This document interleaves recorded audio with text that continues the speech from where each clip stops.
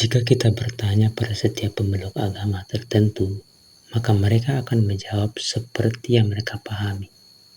Hal ini mungkin bisa dibenarkan karena setiap agama mempunyai pengalaman religiusnya masing-masing. Dengan pengalaman itu, mereka mulai menjelaskan Tuhan sesuai pengalaman mereka. Namun ini menimbulkan persoalan baru, yaitu klaim kebenaran, bahwa konsep agama tertentulah yang paling benar. Sehingga untuk memahami itu harus dilihat secara keseluruhan. Aristoteles mengatakan bahwa Tuhan itu mempunyai banyak nama, tapi Dia hanyalah satu. Dengan perkataan Aristoteles ini, kita dapat melihat bahwa Tuhan itu hanya satu. Dia mempunyai banyak nama karena manusialah yang membuatnya banyak berdasarkan pengalaman mereka akan Tuhan atau berdasarkan pengalaman religius mereka.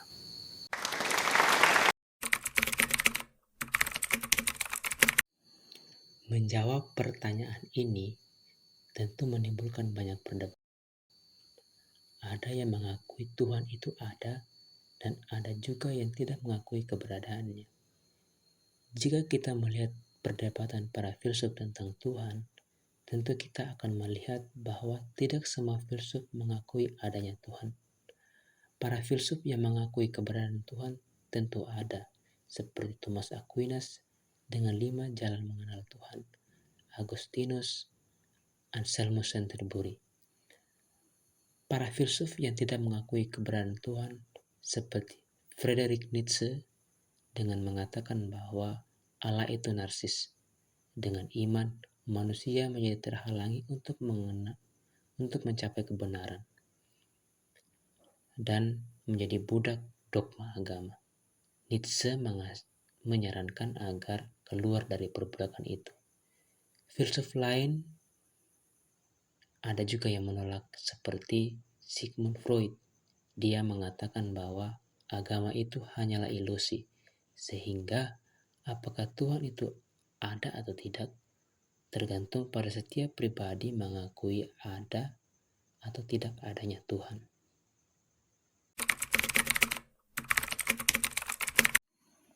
Pertama, manusia itu memiliki kebebasan dalam melakukan segala hal. Ini adalah anugerah yang melekat dalam diri manusia sejak semula. Dengan kebebasan inilah manusia berusaha untuk melakukan yang baik. Allah itu menciptakan segala sesuatu dalam keadaan baik.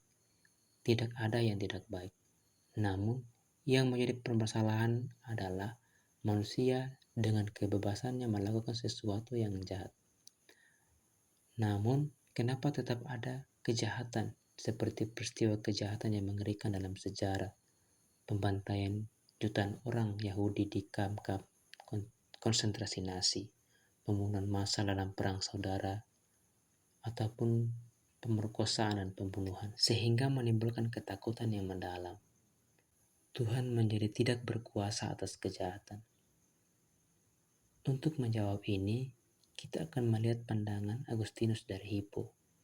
Dia menekankan bahwa pada dasarnya segala sesuatu yang ada adalah baik, meskipun kejahatan mereduksi kebaikan.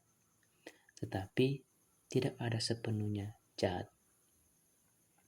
Pasti ada kebaikan dalam dirinya. Jika hanya ada kejahatan, maka ia menghancurkan dirinya sendiri. Atau pandangan Agustinus yang lain adalah kejahatan ada karena ketiadaan kebaikan. Sehingga dengan kehendak kebebasan manusia dituntut untuk melakukan kebaikan karena pada dasarnya semuanya baik. Untuk menjawab pertanyaan ini, saya akan menjawab melalui buku yang ditulis oleh Ninian Smart yang berjudul Dimension of the Sacred and Anatomy of the World's Beliefs. Ninian menulis bahwa setiap agama pasti mempunyai 7 dimensi. Ketujuh dimensi ini pasti ada dalam setiap agama, entah apapun bentuk dan konsepnya. Ketujuh dimensi itu adalah: pertama, doktrin filosofi. Setiap agama pasti mempunyai doktrinnya masing-masing, walaupun mempunyai doktrin yang berbeda setiap agama, tetapi konsep doktrin dan filosofisnya pasti ada. Kedua, dimensi ritual. Dimensi ritual yang ditekankan adalah bentuk dan tata cara upacara. Kita bisa melihat masing-masing di setiap agama kita bahwa pasti ada ritual atau upacara keagamaan, entah apapun bentuknya. Namun yang terpenting bahwa setiap agama pasti mempunyai ritualnya masing-masing. 3. Dimensi naratis dan mitologi. Tentu setiap agama mempunyai dimensi ketiga ini, mistis dan naratif yang sering kali dianggap sebagai pewahyuan yang transenden.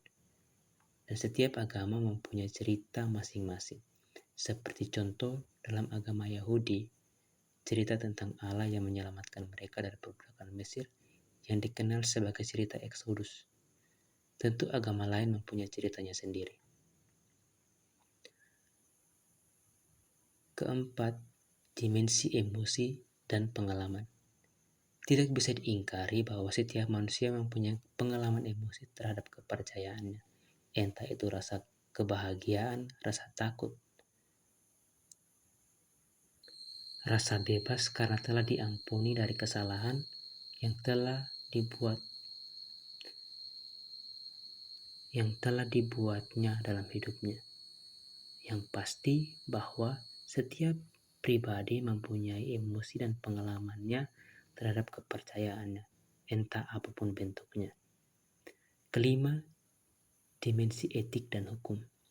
Tentu saja setiap agama mempunyai etika dan hukumnya masing-masing, dan pasti setiap etika dan hukum berbeda dengan agama yang lain. Mungkin juga ada persamaan hukum. Contoh hukum yang paling terkenal dan sama di setiap agama adalah tidak boleh membunuh. Tapi juga ada hukum yang berbeda. Tentu itu adalah hal yang ada dalam setiap agama. Keenam, dimensi sosial. Suatu kepercayaan bisa menjadi kepercayaan jika diakui oleh banyak orang, sehingga adanya dimensi sosial yang membutuhkan kehadiran banyak orang. Sehingga ada juga aturan yang mengidentifikasikan suatu keanggotaan. Dan pada dasarnya, konsep partisipasi dan kebersamaan. Dapat kita lihat pada setiap agama universal bahwa hampir semua tindakan selalu dalam bentuk sosial atau partisipasi bersama, entah apapun bentuk dan caranya. Ketujuh, material. Objek material yang menjadi tekanan di sini adalah tempat, benda, perwujudan yang suci atau supranatural. Tentunya ketiga jenis ini ada di setiap agama. Contohnya tempat agama Katolik merayakan Ekaristi di gereja, agama Yahudi di sinagoga, Islam di masjid, dan agama lain juga mempunyai tempatnya masing-masing. Contoh material benda adalah tasbih dalam agama Islam dan salib dalam agama Katolik, dan masih banyak lagi.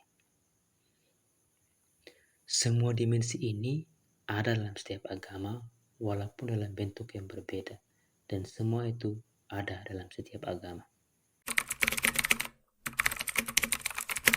Tentu akan ada pertentangan, seperti yang sudah dijelaskan sebelumnya bahwa setiap agama akan mengklaim bahwa agama mereka lah yang paling benar. Jika setiap agama mengklaim kebenaran, maka tentu akan ada pertentangan. Setiap pemeluk agama akan berusaha mempertahankan kebenaran. Jika tidak ada kesepakatan, maka terus akan ada pertentangan.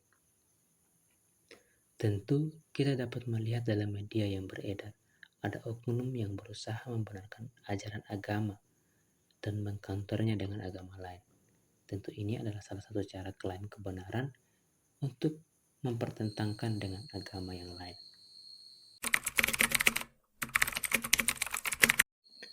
Pada dasarnya, manusia adalah makhluk yang selalu bertanya. Manusia selalu ingin mengetahui. Pertama, karena manusia bertindak sesuai apa yang dia ketahui.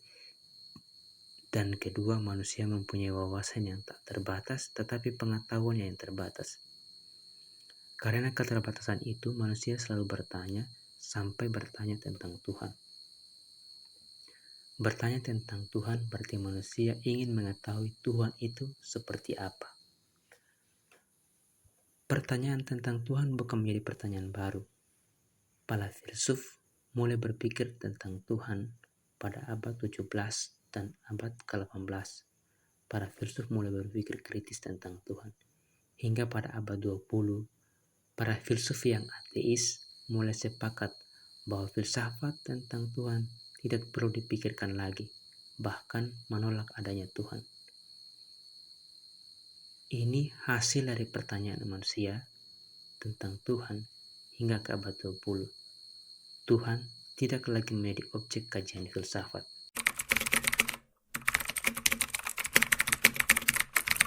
Thomas Aquinas memberikan 5 cara mengenal Tuhan.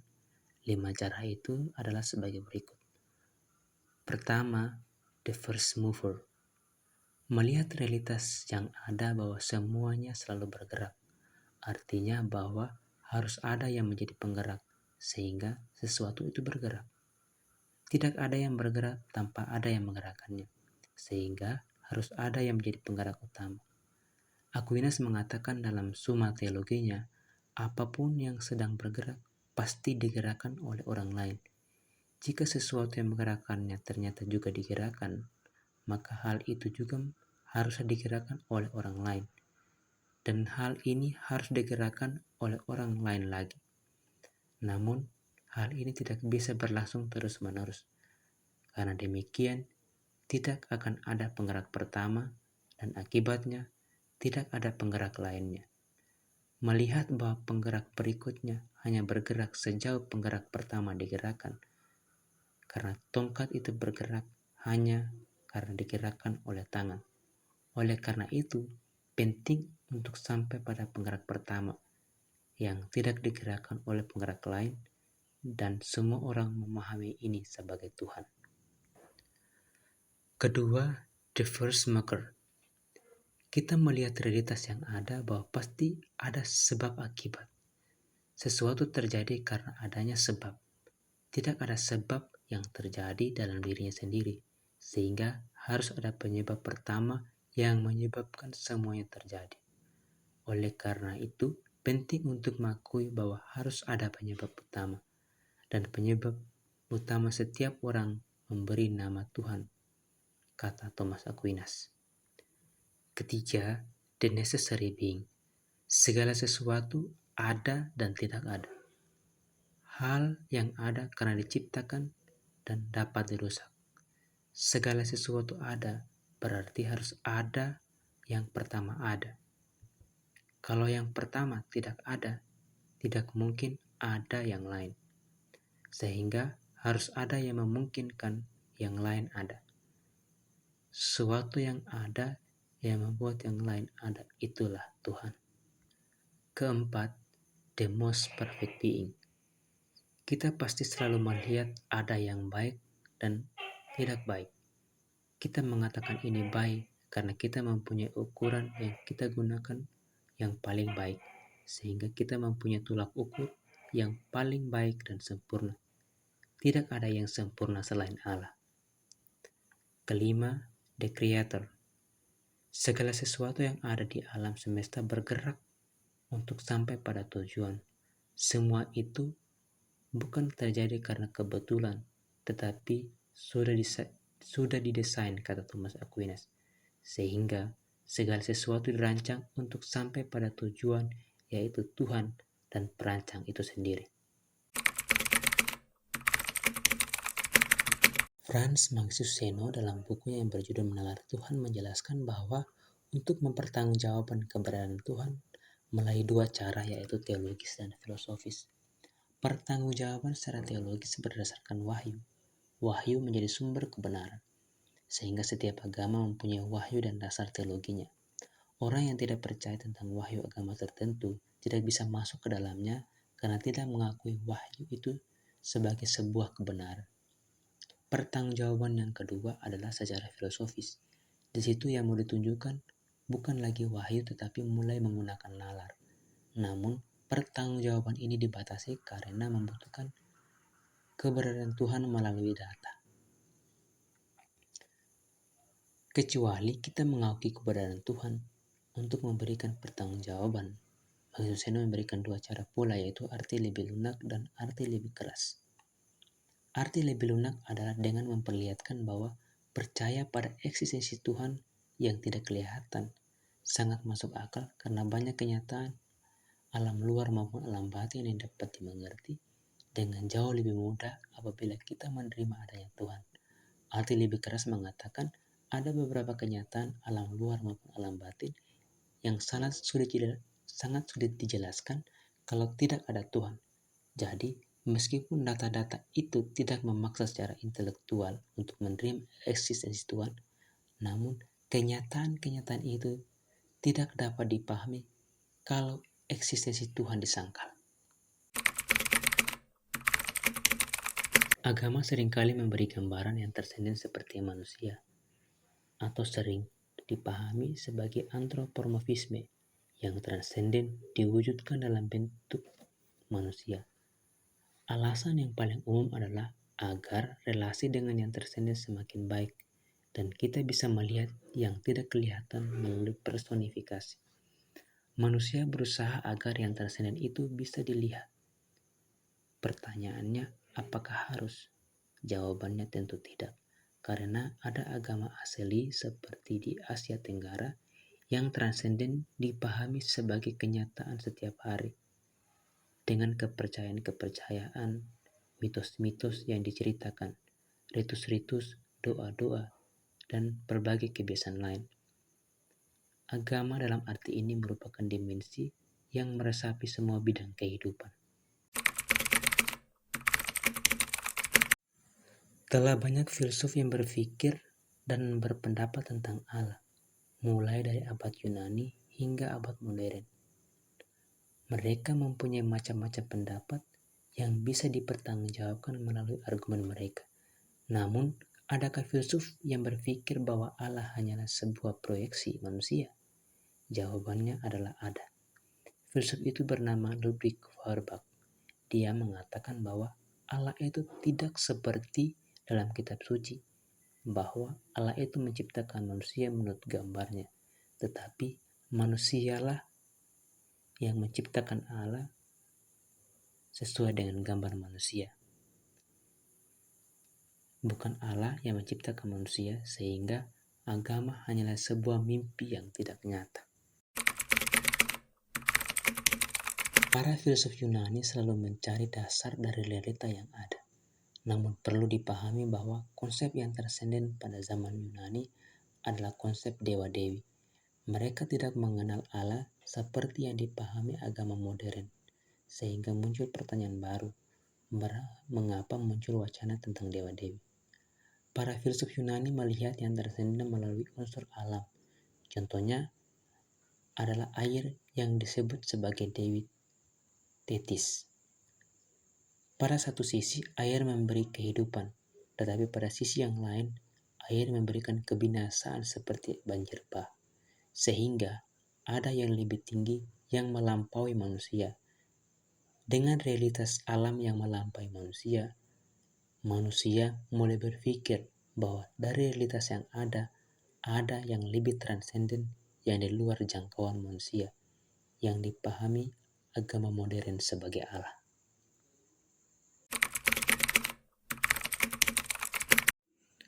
Keberadaan Tuhan selalu misteri, sehingga pemahaman kita terhadap Allah terkadang terbatas.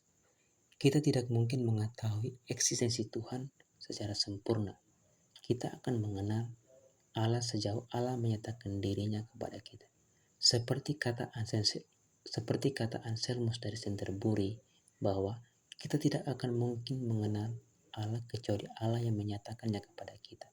Sejauh Allah menyatakan dirinya, sejauh itu juga kita memahami. Tetapi ketika Allah tidak menunjukkan dirinya, kita tidak akan mampu memahaminya. Sehingga jawaban atas pertanyaan ini, kita tidak bisa memahami Allah secara sempurna.